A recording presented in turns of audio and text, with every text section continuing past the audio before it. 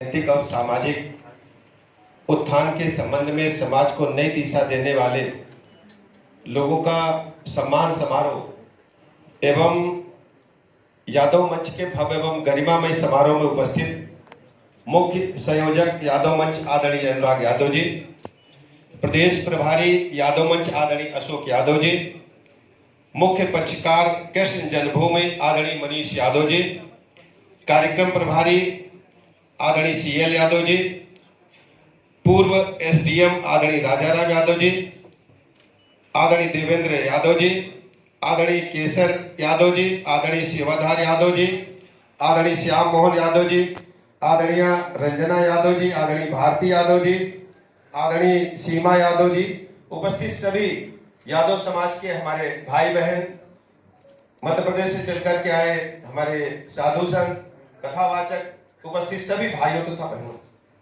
सबसे पहले मैं आप सबका हृदय से आभार प्रकट करता हूं यादव मंच का, अनुराग जी का, मनीष जी का, कि आपने मुझे अपने बीच में बुला करके कुछ बात रखने का अवसर प्रदान किया।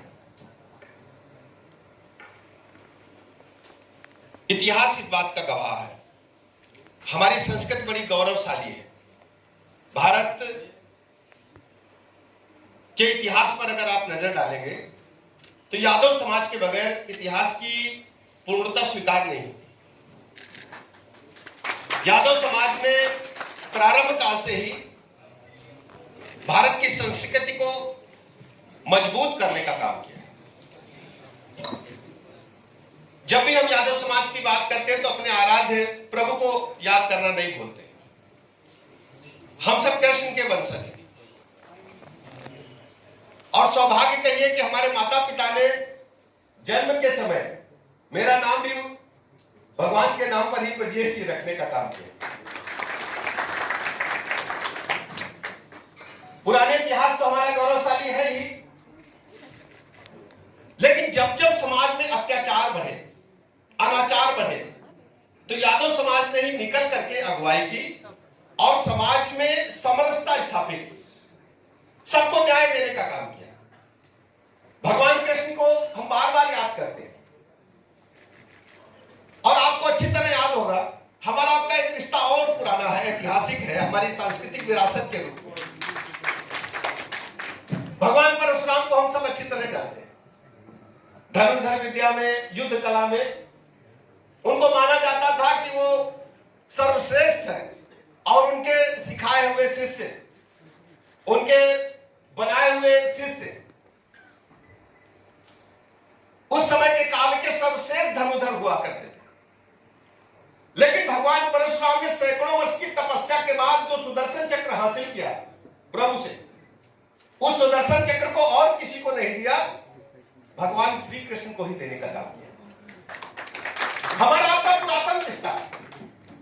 तो आज हम आपसे कहने के लिए आए हैं वर्तमान परिस्थितियों में अनुराग जी के बाबू जी, मैं सबसे पहले अपने बाबू जी को श्रद्धासुमन अर्पित करता हूं, अपने माननीय विधायक जी को, दिवंगत सभी जो हमारे यादव समाज में श्रेष्ठ काम करने वाले हमारे महापुरुष थे, सभी को नमन करता हूं जिन पर हमने अभी पुष्प चढ़ाए हैं। वर्तमान परिस्थितियों में आपके बीच में इस बात की डिबेट को होना चाहिए, जब यादव समाज इतनी बड़ी संख्या में है और हर क्षेत्र में आगे है, तो आपको उचित प्रतिनिधित्व क्यों नहीं मिला? उसका सबसे बड़ा कारण रहा कि आपको वोट बैंक समझा गया, आपको पूरी तरह से प्रतिनिधित्व करने का अवसर नहीं मिला। या तो मात्र कुछ स्थान तक सीमित था, भौगोलिक दायरे तक सीमित था, या किसी परिवार तक सीमित था। लेकिन मैं कह सकता हूं आज भारतवर्ष में जितने भी राजनीतिक दल हैं, जो परिवार के एक संपत्ति के रूप में काम कर रहे हैं, उनके बारे में आप बता सकते हैं कि आने वाले कल में उन पार्टी का राष्ट्रीय अध्यक्ष कौन होगा, उस पार्टी का अगर सरकार बनती तो मुख्यमंत्री कौन होगा। लेकिन भारतीय जनता पार्टी माननीय प्रधानमंत्री नरेंद्र मोदी जी के रूप में एक ऐसा राजनीतिक दल है जिसमें हमारा बूथ अध्यक्ष भी कल राष्ट्रीय अध्यक्ष हो सकता है। आज अगर आप पूछने जाओ हमारे राष्ट्रीय अध्यक्ष आदरणीय जेपी नड्डा जी से कि भारतीय जनता पार्टी का अगला राष्ट्रीय अध्यक्ष कौन होगा, कोई बता नहीं पाएगा। कोई एक साधारण कार्यकर्ता जो पीछे काम करूंगा, आप हमारे जानते हैं हमने हमेशा सबको साथ लेकर चलने का काम किया है और मैं यादव समाज के भाई बहनों को इस बात का भरोसा दिलाता हूं कि आपके हक और हुकूक की लड़ाई लड़ने का काम आपका भाई आपका बेटा करेगा। मैं आपके साथ करने से करना चाहता हूं। हम जानते हैं आपकी ताकत, हम जानते हैं आपकी काम करने की क्षमता, और सबसे बड़ी बात क्या है, यादव समाज ने कभी किसी के आगे हाथ फैलाने का काम नहीं किया। अपने पसीने के बल पर अगर उत्तर प्रदेश राज्य को ले, देश को ले, तो यादव समाज पूरे देश में प्रभावी है। और उत्तर प्रदेश में तो जो खाद्यान्न उत्पादन में हम नंबर 1 पर हैं, हम गेहूं उत्पादन में पूरे देश में नंबर 1 पर हैं, हम दुग्ध उत्पादन में पूरे देश में नंबर 1 पर हैं। इसमें यादव समाज की सबसे बड़ी भूमिका है। हम कहने से आपके अंदर ऊर्जा है, आपके अंदर क्षमता है, तो आवश्यकता है आपको एक बड़े प्लेटफॉर्म की जहां आपका उचित प्रतिनिधित्व हो। हम कह सकते हैं, आभार प्रकट करते हैं अपने नेतृत्व का।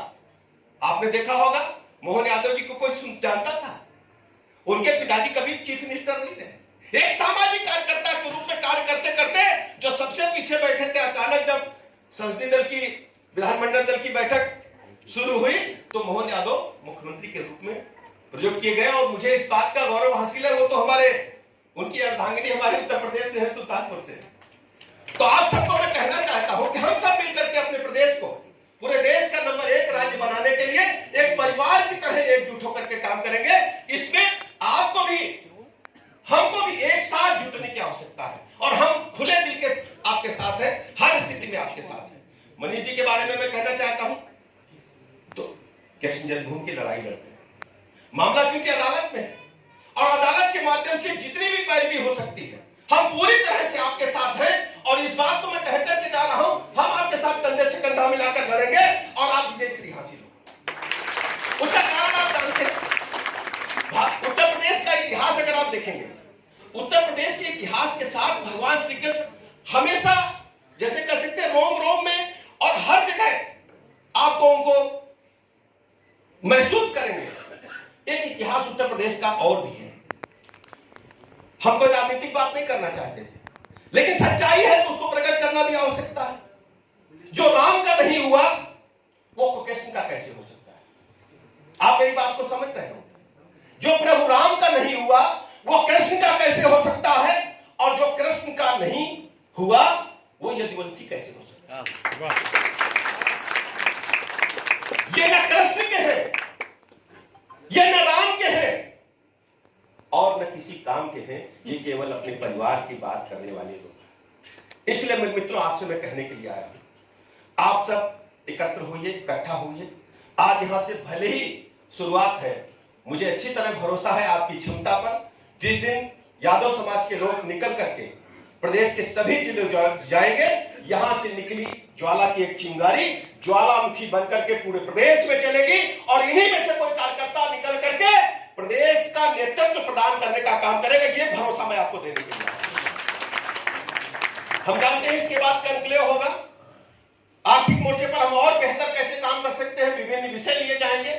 मैं बहुत अधिक समय न लेते हुए आप सबका आभार प्रकट करता हूं और पुनः मैं भरोसा दिलाता हूं कि मैं आपका भाई हूं, बुजुर्गों का बेटा हूं, आपके साथ कंधे से कंधा मिलाकर काम करूंगा। आपके हक और हुकूक को कोई दबा नहीं पाएगा। हर स्थिति में मैं आपके साथ सीना खोलकर आपके साथ खड़ा रहूंगा। इन्हीं शब्दों के साथ मैं आप सबका हृदय से आभार प्रकट करता हूं। बहुत बहुत धन्यवाद।